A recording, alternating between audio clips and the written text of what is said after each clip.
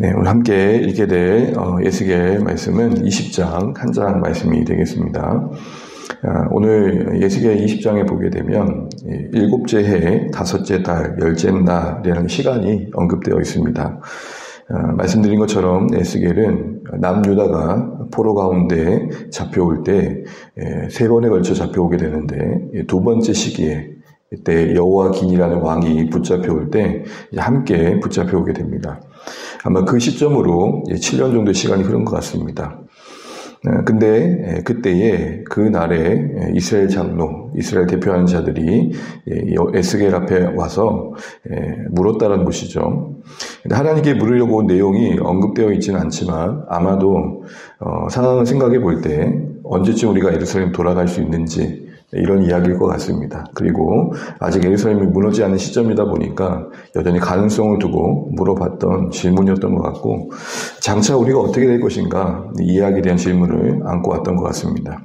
근데 오늘 보게 되면 하나님께서 인자야 하면서 에스겔에게 개입하셔가지고 그 이스라엘 장로들에게 답하지 말아라 이렇게 말씀하십니다. 하나님은 그들에게 그 질문에, 그 물음에 답하지 않겠다 말씀하고 계시는 거죠. 20장 3절 하반절을 보시게 되면 내게 묻기를 내가 용납하지 아니하니라. 묻는 것조차 허락받지 않고 있습니다. 이러면 하나님께서는 우리가 질문하는 것을 좋아하십니다. 성경을 보시게 되면 하나님은 주의 백성들이 찾고 구하고 하나님 앞에 엎드려 아뢰는 것을 기뻐하시고 그걸 또 원하십니다. 그런데 왜 이스라엘 장로들이 오늘 이렇게 하나님께 묻고자 왔는데 그걸 내치실까요? 왜 거부하시고 거절하실까요? 오늘 20장의 쭉 내용을 보게 되면 31절에 그들의 오늘의 모습이 나옵니다. 질문하려 나온 그들의 오늘의 모습을 보게 되면 우리 31절 말씀 같이 한번 읽어볼까요? 31절 함께 읽겠습니다. 너희가 또 너희 아들을 화제로 삼아 불 가운데로 지나게 하며 오늘까지 너희 자신들을 우상들로 말미암아 더럽히느냐? 이스라엘 족속아, 너희가 내게 묻기를 내가 용납하겠느냐? 주 여호와의 말씀이니라. 내가 나의 삶을 두고 맹세하노니 너희가 내게 묻기를 내가 용납하지 아니하니라. 우선 이들의 묻는 행위 자체가 문제가 아니라 묻으러 온 그들의 모습 자체가 전혀 하나님 앞에 합당하지 않았다는 거죠. 지금 이런 상황까지 주어질 때에는 하나님의 기쁘신 뜻이 있고 또 그들을 다시 새롭게 해서 하나님 앞에서 온전케 하시고자 하는 거룩의 의지가 있는데 그들은 오직 이 상황이 언제쯤 해결되겠느냐, 사실 그런 마음이었고 특별히 그들은 그들 자신을 바꿀 의향이 없었던 것 같습니다. 그래서 여러분 우리가 방금 31절 봤던 것처럼 이런 말이 나오죠. 오늘까지. 그러니까 질문한 오늘까지도 그들은 그 자신들 안에 더럽혀진 것들을 이렇게 새롭게 할 모습들이 없었다는 것입니다. 결국 하나님께서는 질문 자체를 문제 삼으신 게 아니라 중심을 보시는 하나님 입장에서 그들의 마음에는 전혀 순종할 의지도 회개할 마음도 없는데 단순히 이 문제와 상황을 해결하기 위해 묻고자 했다는 것입니다. 마치 하나님과 그들의 관계를 어떤 거래의 관계로 스스로 만들고 있다는 것이죠. 여러분, 사람들이 미래를 알고 싶어서, 내일을 알고 싶어서 용하다는 사람을 찾아갑니다. 그럴 때 묻는 그 사람의 인격과 그리고 그 어떤 뜻에 자신들을 맞출 의지가 전혀 없습니다. 다만 궁금한 거죠. 다만 우리가 어떻게 될 거에 대한 미래에 대한 안위에 대한 관심만 있는 것입니다. 그리고 특별히 오늘 이들의 마음에는 자기들에게 원하는 게 있었을 겁니다. 그걸 관철하고 싶었던 마음도 있었을 거고요. 그런데 하나님은 그들의 중심을 보시고 전혀 그들에게 답할 마음이 없으신 겁니다. 물음에 답하지 않겠다는 게 아니라 묻고자 하는 그들의 중심이 너무 하나님 앞에 합당하지 않았다는 거죠.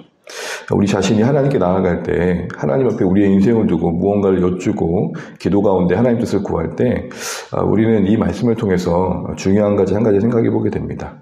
우리도 인간인지라 우리의 생각이 있고 우리의 뜻이 있고 계획이 있습니다. 그거 자체가 문제겠습니까? 그런데 우리가 하나님께 나아갈 땐 이게 어떻게 될 것인가? 이것을 하나님의 어떤 능력을 의지해서 원하는 것을 내가 받아내야겠다. 그런 어떤 마음들이 아니라 뜻은 품을 수 있지만 하나님, 내가 하나님 앞에 이것을 어떻게 해야 될까요? 나를 바꿀 의지를 가지고 하나님께 나아가는 게 합당하겠다라는 것입니다. 그러니까 하나님을 조종하려고 하는 게 아니라 하나님에 의해서 우리가 조율되기를 마음을 먹어야 된다는 거죠. 그럴 때 우리가 하나님 앞에 합당한 마음을 가지고 나아가는 것일 겁니다. 그렇지 않다면 오늘 우리의 구함이나 또 우리가 하나님 앞에 나아가 무언가를 요구하는 것 자체가 오늘 이스라엘 장로들이 보인 모습과 다르지 않다는 거죠. 나는 바꿀 생각이 전혀 없고 내 안에 변화될 생각은 전혀 없으면서 어떻게든 하나님을 내가 원하는 쪽으로 바꿔서 내 지금 어려워하는 것들을 풀어내겠다, 이런 생각들 자체가 우리와 하나님의 관계를 오해하는 것이라는 겁니다. 그리고 나서 하나님께서 이스라엘 장로들에게 그 질문에 할 여지를 두지 않으시고 오히려 인자야 하면서 에스겔에게, 여러분 5절 이하의 쭉 긴 내용을 보시면 이스라엘 역사를 얘기하십니다. 이스라엘 역사를 얘기하시는데 어디서부터 꺼내시냐? 5절 보십시오. 애굽 땅에서 그들을 찾아가신 하나님을 기억하게 하십니다. 지금 이들은 이스라엘 역사는 꽤나 지나서 애굽의 역사를 지나고도 한참 지난 시점이죠. 모세를 통해서 애굽에서 그들을 건져내신 그 시점부터 하나님께서는 그들과 어떻게 하게 하시는지를 보여주고 계십니다. 그러면서 어떤 역사를 꺼내시냐면 5절부터 9절까지 보게 되면 애굽에서의 그들의 반역을 언급하십니다. 8절 한번 보십시오. 8절. 그들이 내게 반역하여 내 말을 즐겨 듣지 아니하고. 그들은 애굽 땅에서부터 이미 그런 모습들이 있었다는 것입니다. 그리고 10절부터 26절에서 이제 거기서 건져내서 하나님께서 그들을 다시 새롭게 하시고 건져내신 뒤에도 광야에서도 그들은 그 반역의 역사를 이어가고 있다는 것입니다. 우리 13절 한번 보실까요? 13절. 그러나 이스라엘 족속이 광야에서 내게 반역하여. 반역이란 말이 거듭되고 있죠. 그리고 27절 이하에서는 27절 이하에서는 이제 그 뒤에 가나안 땅의 역사에서도 그들의 범죄하는 모습이 있었다는 겁니다. 27절 보십시오. 그런데 인자야 이스라엘 족속에게 말하여 이르라. 주 여호와께서 이같이 말씀하셨느니라. 너희 조상들이 또 내게 범죄하여 라고 하면서 가나안 땅의 정착 이후에도 그들은 그 땅의 풍속을 따랐다.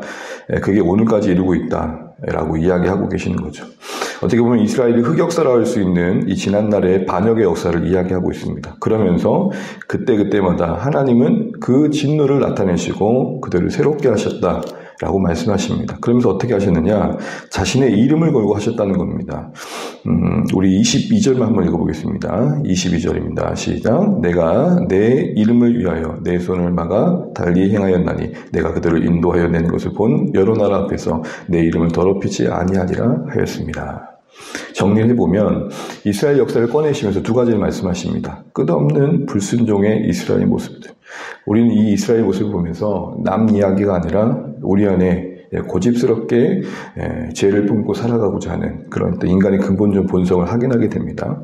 그럼에도 불구하고 하나님은 자신의 이름을 걸고 꺼내신 이스라엘을 책임져 주십니다. 그때 하나님은 그들에게 필요한 은혜를 베푸시고 회복시켜 주셨다는 거죠. 그 역사가 지금 여기까지 온 것이다, 이렇게 말하는 것입니다. 한마디로 반복된 불순종 속에서도 하나님은 그 자신의 이름을 걸고 언약을 신실하게 지켜 여기까지 그들을 책임져 주셨다는 것입니다. 그런 맥락에서 너희들이 지금 붙잡힌 일들을 이해해야 된다, 이렇게 말하는 겁니다. 이건 어떤 의미일까요? 아직도 나를 모르겠니? 아직도 내가 누구인지 모르겠어? 이렇게 말씀하시는 겁니다. 남 얘기가 아니라 제 얘기입니다. 살아가다 보면 눈앞에 보이는 현실이 워낙 커서 분명 하나님의 은혜 속에 여기까지 왔고 그 은혜 속에 온 내 인생 속엔 그렇게 잘한 게 없는데도 하나님은 끝없이 나를 붙드셨고 긍휼을 베푸셨다는 사실을 알면서도, 그게 오늘의 나임을 알면서도 마주한 오늘의 현실 앞에서는 자꾸 하나님을 불신의 눈으로 또 의심의 눈초리로 보게 된다는 것이죠. 이스라엘 장로들이 나와 묻고자 했던 내용이 비록 언급되어 있지 않지만 추정컨대 그들이 왜 여기까지 왔는지에 대한 질문을 하고 싶었을 것이고 자신들의 미래에 어떻게 될지에 대한 궁금함을 가지고 나왔을 겁니다. 그런 그들에게 하나님은 뭐로 답하십니까? 역사로 답하십니다. 애굽에서부터 광야의 여정을 지나 가나안 이르기까지 내가 너희 가운데 어떠한 하나님이었는지를 기억해라. 끝없는 불순종과 반역 속에서도 나는 나의 이름을 걸고 너희를 여기까지 인도하였다. 시편의 23편에 다윗이 그런 말씀을 고백하죠. 여호와 그 이름을 위하여 나를 인도하셨다라고 말합니다. 하나님은 그 자신의 이름을 걸고 자신의 인생을 책임져 주셨다고 회상하고 있는 것을 보게 됩니다. 오늘 동일하게 이 이스라엘은 자신들의 역사를 다시 한번 해상하면서 하나님의 관점으로 자신들을 다시 재해석하고 그들이 처한 오늘을 마주해야 했었던 것입니다. 그리고 그 하나님이 이 바벨론에 붙잡힌 현실의 굴레 속에서 무엇을 만들어가고자 한지를 다시 바라볼 필요가 있었던 것이죠. 오늘 말씀을 다시 정리하면서 우린 다시 한번 하나님은 왜 이스라엘 장로들의 질문에 답하지 않으시려고 했는지, 나의 질문조차 허락하지 않으셨는지, 용납하지 않으셨는지, 그 중심에 오신 하나님이 질문하고자 하는 우리의 마음을 다 알고 계시다는 거 생각해 보면서 나는 하나님께 나아가 무언가를 구할 때 하나님을 조종하려고 하는지, 아니면 나는 이미 내가 품은 뜻을 가지고 관철하려고 하는지, 아니면 내 뜻은 분명히 있지만 하나님 앞에서 내가 이걸 어떻게 해야 될까요? 하나님 앞에 나를 바꾸고자 하는 순종과 변화의 의지가 있는지를 다시 돌아보시면 좋겠습니다. 더 나아가 하나님은 그들에게 이스라엘의 역사 속에서 자신이 어떠한 분이신지로 답하셨다는 것을 기억하십시오. 작지만 우리도 한 인생의 역사를 안고 있습니다. 여기까지 돌아오는 동안, 살아오는 동안 하나님은 나에게 어떠한 분이셨는지, 여전히 우리의 삶에 숙제가 있고 해결해야 할 과제들이 있지만 하나님은 어떤 분이셨는지 다시 한번 회상해 보면서 이스라엘의 끝없는 불순종 속에서도 하나님은 이스라엘과 상관없이 자신의 거룩의 이름을 거시고 언약에 그 백성들을 책임져 주시는 그 신실하심을 다하셨던 것처럼 그런 신실하심 속에 허락된 포로의 시기이고 그런 은혜와 사랑 안에 허락된 어려움인 줄 알고 이스라엘이 그것을 감내해야 했던 것처럼 오늘 우리의 삶이 하나님의 백성된 존재로서 하루하루를 살고 있고 하나님께서 그리스도 안에서 우리를 사셨을 땐 결코 포기하지 않으시겠다는 의지로 우리에게 오신 것들을 기억하시면서 그런 관점에서 인생을 헤아리고 그런 관점에서 삶을 봐줘야 할 수 있는 은혜가 있으면 좋겠습니다. 한마디로 아직도 나를 모르겠니? 라고 이스라엘 장로들에게 답하셨던 하나님의 역사의 이야기가 우리 인생에도 잘 적용되셔서 그래 우리 하나님 그런 분 아니시지? 이런 마음과 생각들이 우리를 매 순간 다독이심으로 오늘 우리의 하나님과 동행의 여정을 신실하게 걸어갈 수 있는 오늘 하루 되시기를 간절히 소망합니다. 기도하겠습니다.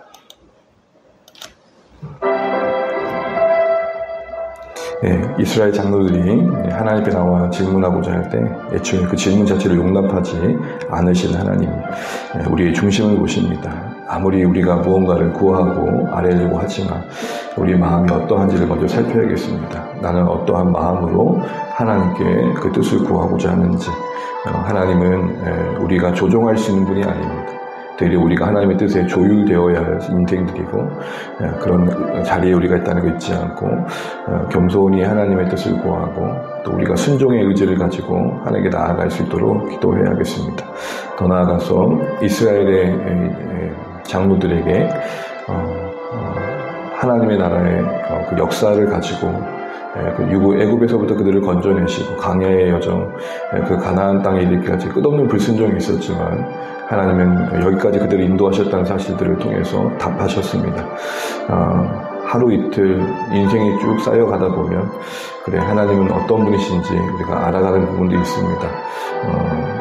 우리가 하나님에 대한 신뢰가 우리의 인생 전반 속에서 잘 쌓여가면 좋겠고 하나님이 어떠한 분이신지 다시 한번 생각하면서 우리의 삶을 마주하면 좋겠습니다. 하나님 역사를 통해서 아직도 나를 모르겠니라고 말씀하시는 듯합니다. 이 말씀 앞에 우리를 돌아보고 우리가 하나님을 어찌 여기는지 살피시는 이 아침 되시면 좋겠습니다. 우리 사랑하는 성도님들의 일상을 위해 기도해 주시고 또 회복과 위로가 필요한 분들 위해서 기도해 주시고 무엇보다도 또 후반기에 계획된 여러 일정들이 은혜한 잘 진행될 수 있도록 기도해 주십시오. 우리 생미교회 목사님께서 갑작스럽게 몸이 안 좋으셔서 입원하셨고 주관자실에 말씀을 드렸는데 그로 인해서 일정이 좀 조정될 것 같습니다. 기도해 주시되 하나님 그냥 목사님의 영육의 강건함을 붙들어 주시고 이 어려운 시기들을 잘 지나가실 수 있도록 은혜를 달라고 기도해 주시면 좋겠습니다.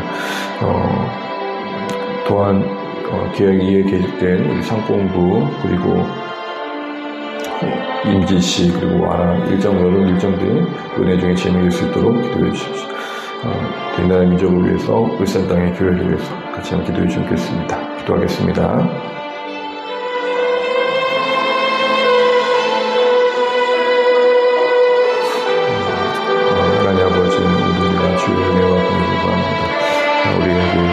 주의 뜻이 임할 수 있기를 간절히 바라고나옵니다. 하나님 아버지, 우리